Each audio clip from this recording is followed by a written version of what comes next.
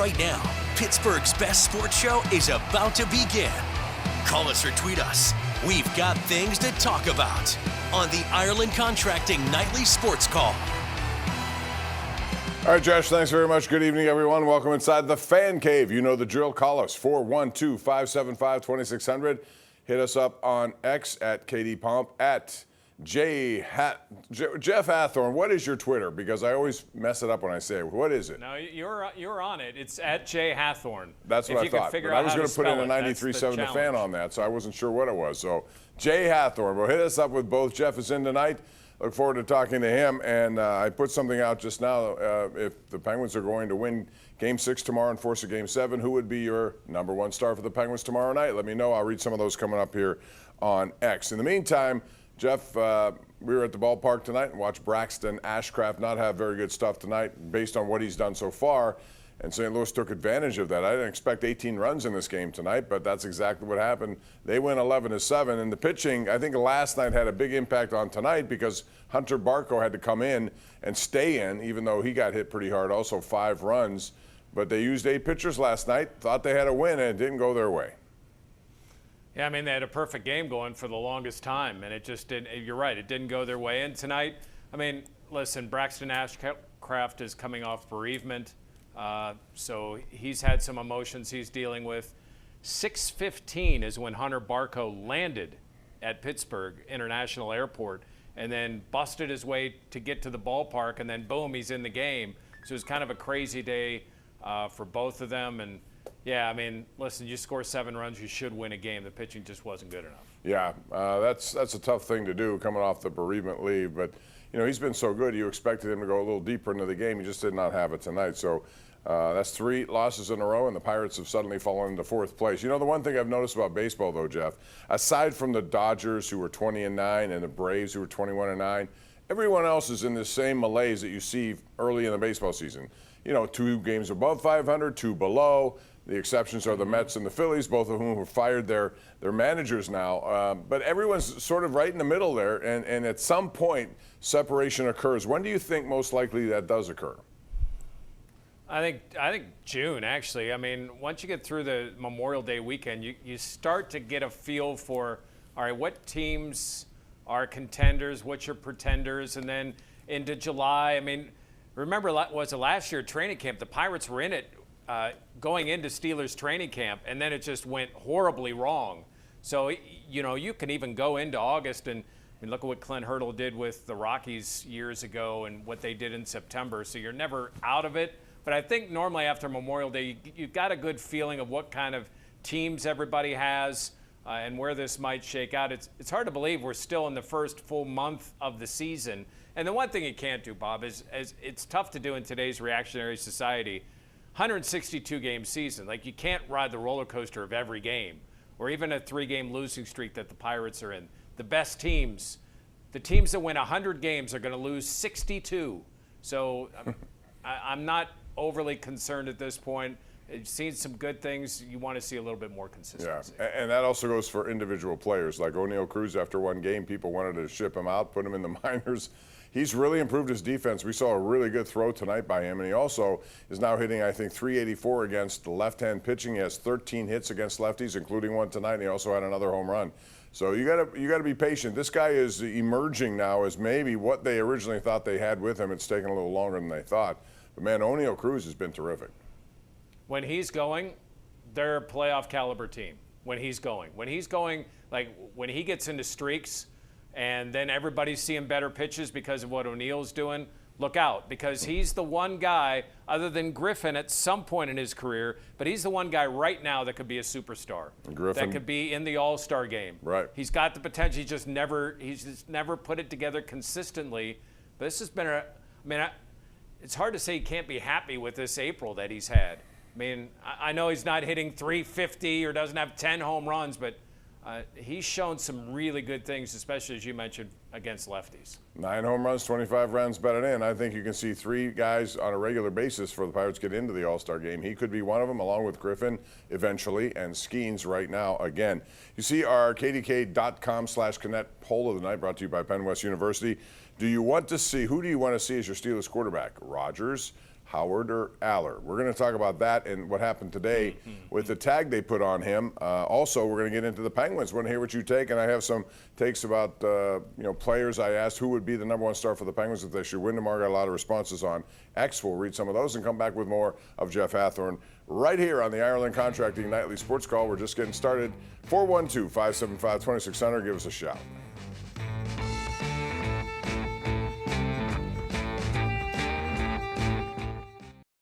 All right, welcome back. This is our Xfinity tweet of the night. It came out earlier today from Adam Schefter. The Steelers placed the rare UFA tender on Aaron Rodgers, meaning that he can accept a 10% raise off last year's salary, which would pay him about $15 million this season. Another condition of this tender, Rodgers would only be able to sign with the Steelers once training camp begins. So this also, to me, Jeff, underscores the fact that there is nothing firm with him. A lot of people have led to believe, well, the Steelers have a deal, they're just not saying it. I've had my reservations about that, and now this makes me think that Aaron Rodgers is having thoughts about maybe retiring or whatever it is. I don't know if it's a money thing, and this may not go over well with him, but it's not fait accompli that he's going to be here this year. Yeah, and I mean, it seems like a big CYA for the Steelers. You know, in case there are other teams that are interested or he's looking to sign somewhere else, well, the Steelers want compensation for it.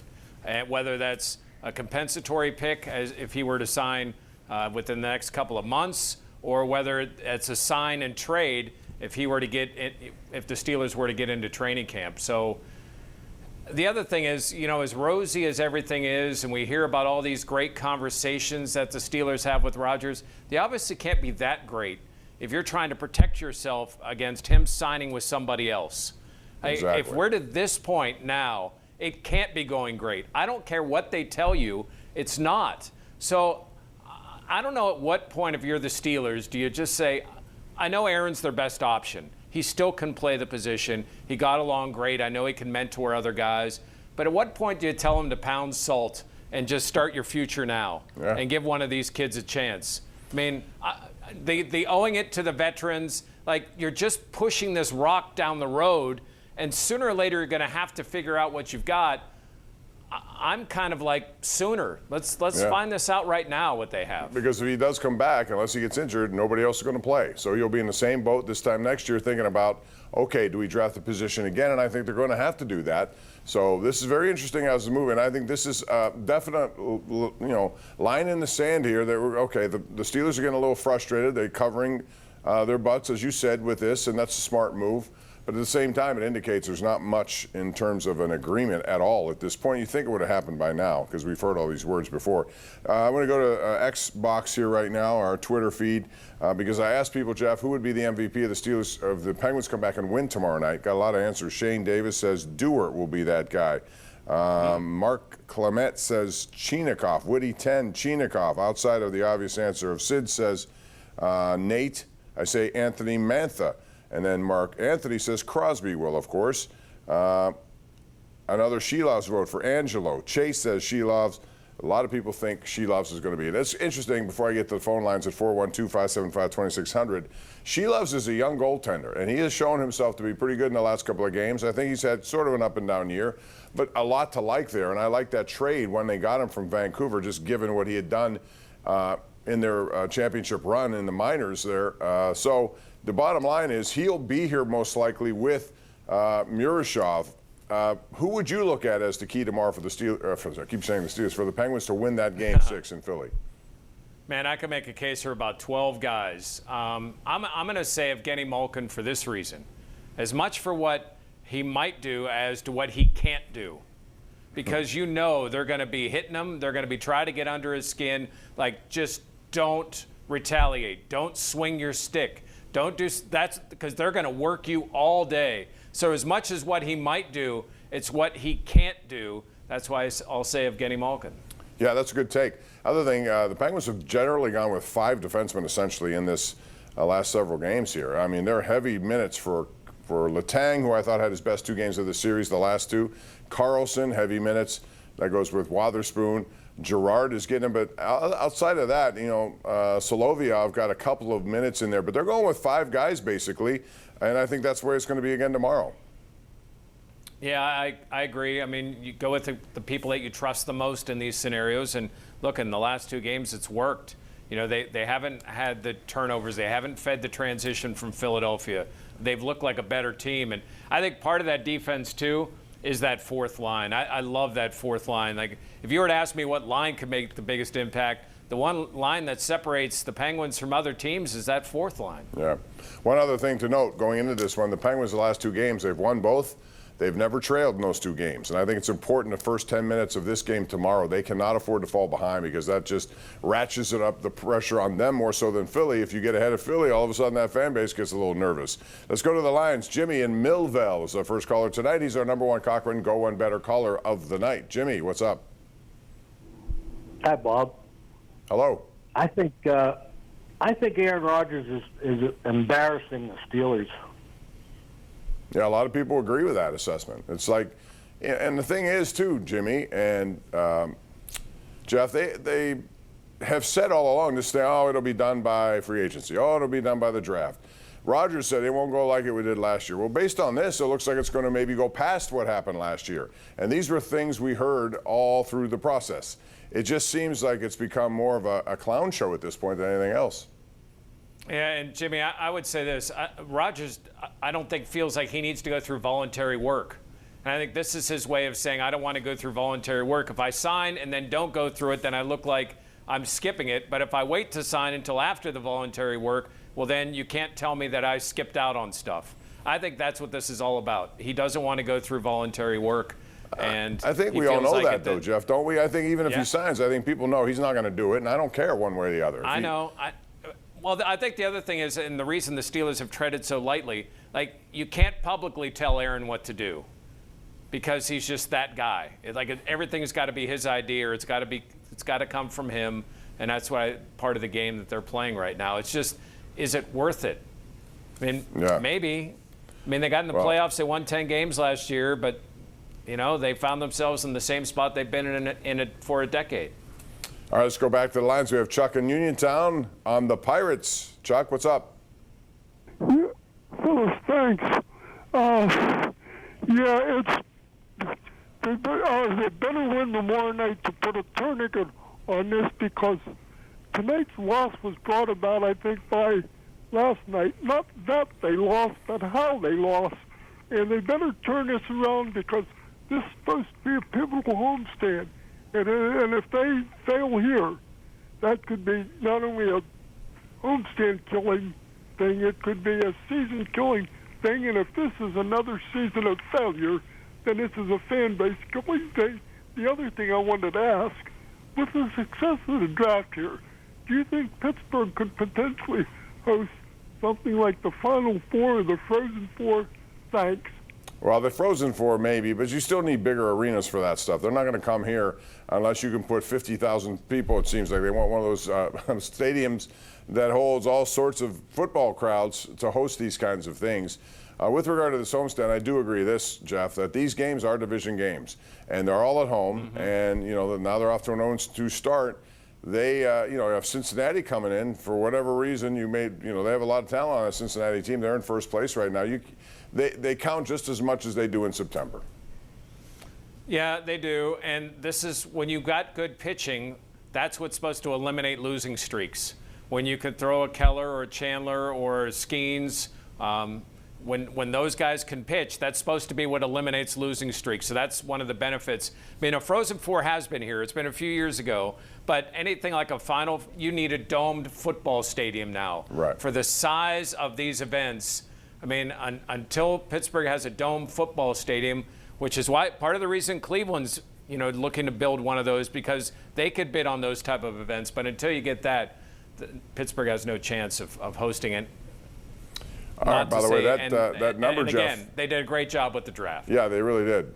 But that number, talking about the NCAA tournament and Final Four, up to 76 now, no longer 68. It went from, 64 to 68, now 76 next year. Your thoughts real quick on that? I mean, then what's going to happen when, the last four in don't get in?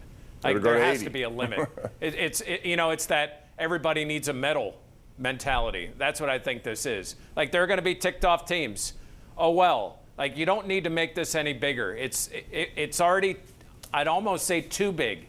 Like, let's just stop this. And I think in the day of NIL, the days of the teams that might make a Cinderella run are pretty much over. Yeah, but I also think more than anything else, it's a money grab. It always is. Those games do get viewers. The first 4, the first 8, whatever you want to call these things, they get viewers. And until there's, if they can make money, they're going to make it any way they can. We're due for a break. We'll take it right now. Come back with more of the Ireland Contracting Nightly Sports Call right here on KDKA Plus.